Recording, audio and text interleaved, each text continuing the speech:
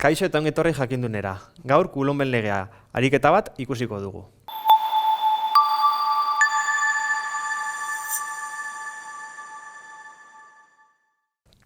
Ariketa hau da, bi karga ezberdin ditugu, bata positiboa eta bestea negatiboa. Aurreko bideoan ikusi genuen moduan, bi karga ezberdinak dienez, hauek batu egiten die. Lehen karga hau positiboa 0,82 nanokulom da. Mikrokulom barkatu, nano n da. Gogoratu, nanokulon bat, mikrokulon berriro gaizki esan dut, berdin, 10⁻⁻6 dala, kulon.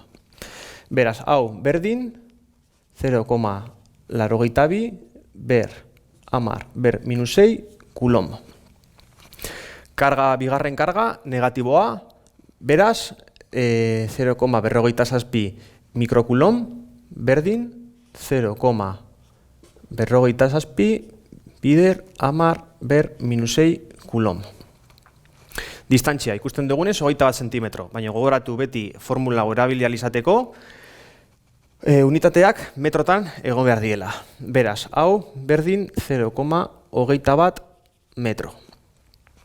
Coulomben legearen formula denok dakigunez, F indarra, berdin K konstantea, bider karga bat, bider bigarren karga, zati, distantzia, R berbi. Gogoratu K, hau konstante dun bat, beti da bera. Bederatzi, bider, 10, bederatzi, Newton. Metro berbi, zati, kulon berbi. Oin ja, datu danak jarrita ditugunez, oin bakarrik formulan sartu behar ditugu. Beraz, izango litzateke bederatzi, bider,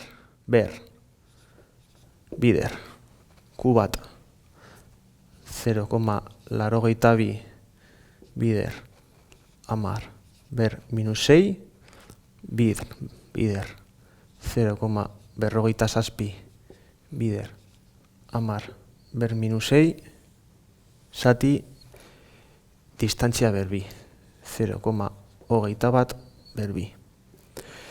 Eta, hau dana, kalkulagailuan sartuko bagenu, ikusiko genuke, dala.